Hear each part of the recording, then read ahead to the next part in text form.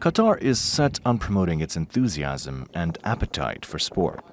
In 2010, the country won the bid to host the 2022 World Cup, and since then, initiatives led by Qatar museums have helped shape the country. Our museum is the second largest sports museum in the world, and we have 7 galleries, and each gallery talks about a specific area of sports or in the Olympics. So also we have an exhibition that's going to be all about FIFA and the history of FIFA. That's hopefully going to open on October the 1st, and it's going to be a 6-month exhibition.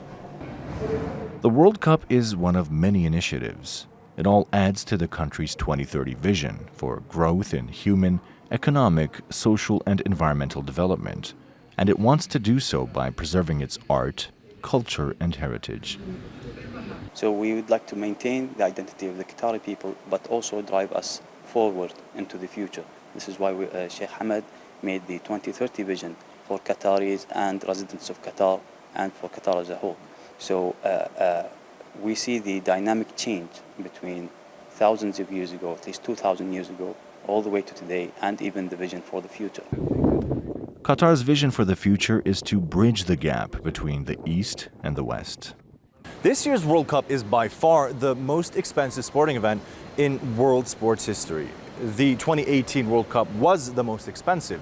Russia invested $14 billion, whereas Qatar has invested north of $200 billion. The country has put a lot of money into building world-class infrastructure, but really the country has transformed into one massive open-air museum. From sports to arts and culture, exhibits throughout the country will be relaunching, and authorities are adamant in telling a story. With the FIFA, many visitors will come and see this place. I hope they learn a lot about the Islamic world. The museum will also host an exhibition on Baghdad, the cultural capital of the Islamic world with the biggest tradition. It will not only be about the history, but also on modern Baghdad.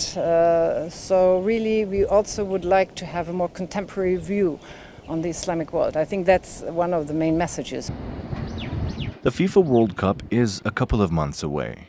Visitors can expect to see some of the most exclusive historical artifacts in the entire world.